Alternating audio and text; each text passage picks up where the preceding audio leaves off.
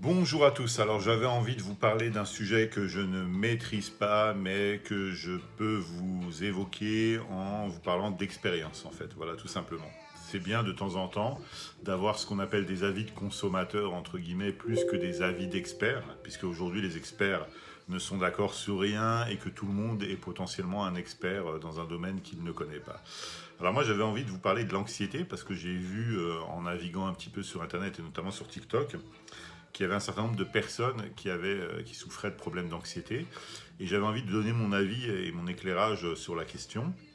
Alors, l'anxiété, il faut la différencier. En fait, c'est un état passager, hein, c'est pas un état permanent. Et il faut la différencier d'autres pathologies comme la dépression, par exemple, qui est un état pathologique mais plus durable qui est un état émotionnel, alors que l'anxiété, en fin de compte, c'est lié à une forme d'incertitude, c'est-à-dire une incertitude de l'avenir, une incertitude sur une situation réelle ou imaginaire. C'est-à-dire qu'on peut être anxieux, par exemple, de rater un examen à un petit niveau, ça peut nous faire perdre nos moyens, mais on peut aussi être anxieux de mourir. Par exemple, tu peux avoir un mal de tête et tout de suite imaginer entrer dans un cycle infernal de réflexion, de rumination qui te laisse penser que tu as une tumeur au cerveau et que tu vas mourir. Donc voilà, il y a plein de gens comme ça qui sont de nature anxieuse et qui peuvent même contaminer les autres par leur anxiété. J'en ai connu et j'ai moi-même toujours été une personne assez anxieuse, notamment étant plus jeune. En tout cas, il y avait un terrain favorable.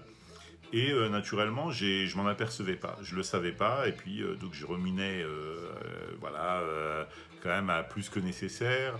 J'allais au travail à reculons, j'allais à l'école à reculons, j'imaginais des situations qui pouvaient arriver, et parfois elles se produisaient parce qu'en fait j'en parlais aux mauvaises personnes, et les situations se produisaient parce que je créais moi-même les conditions qui faisaient que ça pouvait arriver, tout simplement. Et en réalité, ça mobilise énormément d'énergie. Donc ça fatigue, ça stresse, ça déclenche parfois des réactions assez irrationnelles, parce que, bah, en fin de compte, tu te prépares à des risques qui ne sont pas ancrés dans la réalité. C'est-à-dire que, voilà, tu as des gens, par exemple, qui vont mettre des barreaux sur des fenêtres à l'étage, alors que, voilà, les risques sont très limités. Tu as des gens qui vont être en hypervigilance permanente, qui vont pas dormir de la nuit. Tu vois, c'est plein de choses comme ça qui ne sont pas en rapport avec la réalité et qui sont extrêmement, je dirais, comment dire, préjudiciables à bon état psychique. Parce qu'en fait, en réalité, ton attention, ton énergie, ta prudence, il faut pouvoir l'économiser pour la garder de façon à pouvoir faire face à des vraies situations de danger. Et l'anxiété ne permet pas ça. L'anxiété, c'est un état pathologique. Alors le réflexe, effectivement, d'anxiété, il est nécessaire. Il n'existe pas au plan biologique, mais il est nécessaire. L'homme est un animal qui a vécu jadis, il y a plusieurs siècles, dans la nature, donc il y avait des vrais dangers dans la nature qui nécessitaient d'avoir un sixième sens, un instinct qui déclenchait justement l'anxiété à des moments où le danger était réel. Mais aujourd'hui, bon, on a tous la chance, en tout cas je vous le souhaite, de dormir dans des lieux sécurisés. Bon, notre anxiété, elle est plus irrationnelle, elle est liée à des choses. Bon, par exemple, je sais pas, ça peut être aussi, ça peut déborder sur la qualité de tes relations sociales. Ton patron te convoque, ou tu reçois, je sais pas, une convocation du commissariat ou autre, et puis en fin de compte, voilà, moi j'ai des gens qui me contactent des fois, qui en dorment pas pendant des jours et des jours, alors qu'ils ont absolument rien à se reprocher, puis après à la fin quand je dis alors c'était quoi, pendant le patron il voulait juste me proposer un entretien pour me proposer des missions complémentaires, le commissariat bah, c'était juste parce que j'ai été témoin d'une scène il y a 3 ans, je m'en souvenais plus, et puis voilà, l'enquête a suivi son cours et on me demande ce qui s'est passé dans une audition, tu vois, t'as plein de choses comme ça qui sont extrêmement compliquées. Et donc, voilà. Donc, après, ça peut prendre des formes extrêmement graves qui t'empêchent quasiment de vivre normalement. Et il y a toujours des éléments déclencheurs. C'est-à-dire que l'élément déclencheur, c'est celui qui va faire battre ton rythme cardiaque, qui va le faire accélérer.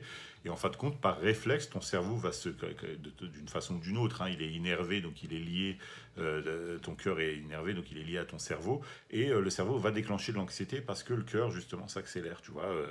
Donc il y a plein de choses. Et puis parfois, bah, alors ça peut être un stimuli visuel. Tu vas voir, si tu regardes BFM toute la journée ou CNews, allez CNews, et puis que tu vois un arabe dans le métro et que tu es coincé toute seule ou tout seul avec un arabe, bah, si tu es un peu fragile et que tu es un peu trop vulnérable aux idées reçues, tu peux déclencher une crise d'anxiété et imaginer des choses qui sont pas en rapport avec la réalité. Moi, j'ai déjà eu alors à témoigner d'une affaire où une dame a vu un douanier dans un train. Alors, il y avait un Réunionnais et un Maghrébin hein, parmi les douaniers.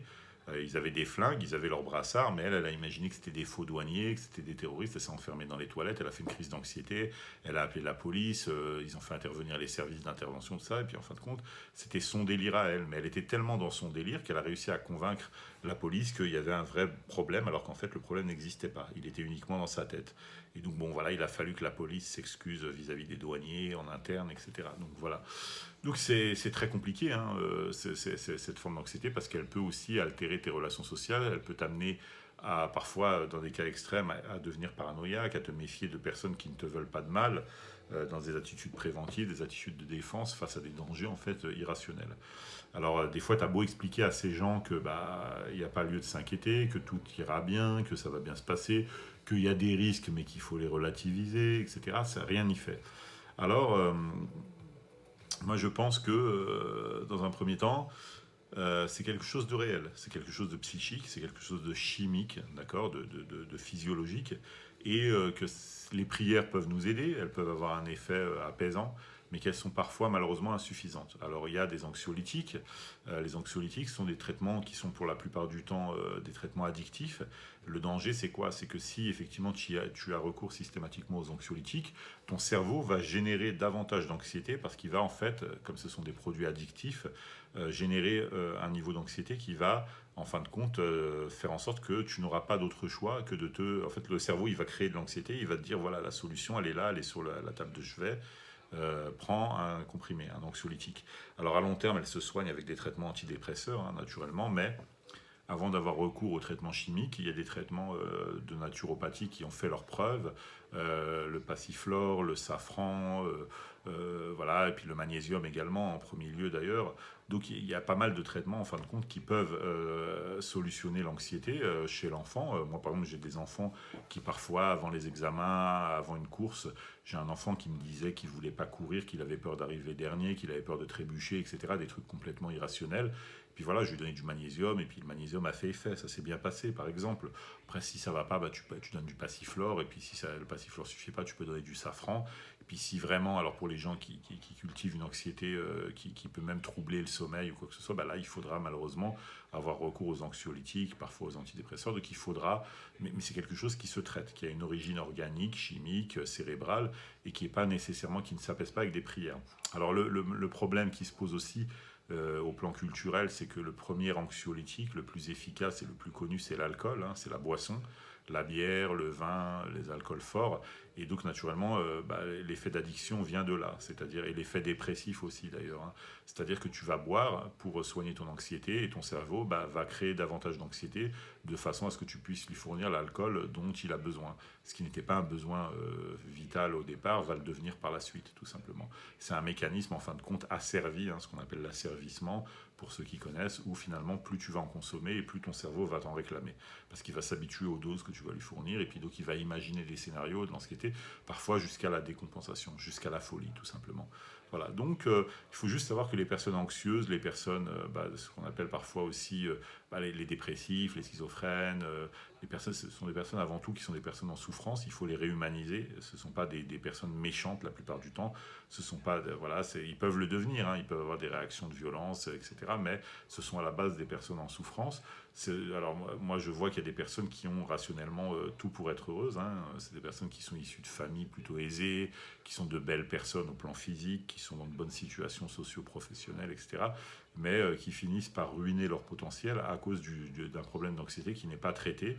Et c'est vrai qu'on te dit oh le magnésium c'est gentillet, c'est pas trop efficace, oh, tout ce qui n'est pas sur ordonnance de toute façon n'est pas efficace. Faux, faux, faux. Voilà, il faut d'abord se soigner progressivement avec des soins naturopathiques. Moi c'est ce que je conseille.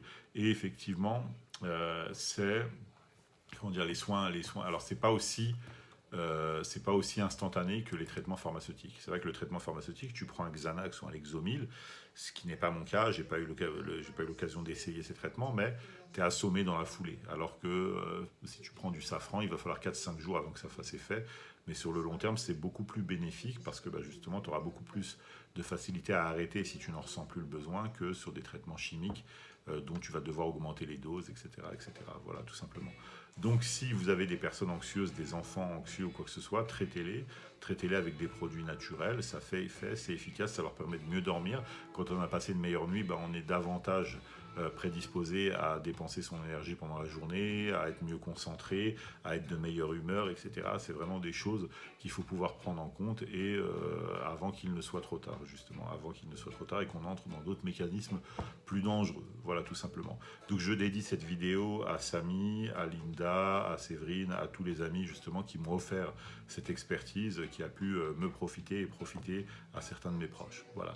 Je vous remercie, je vous souhaite une très bonne soirée, à bientôt, salut.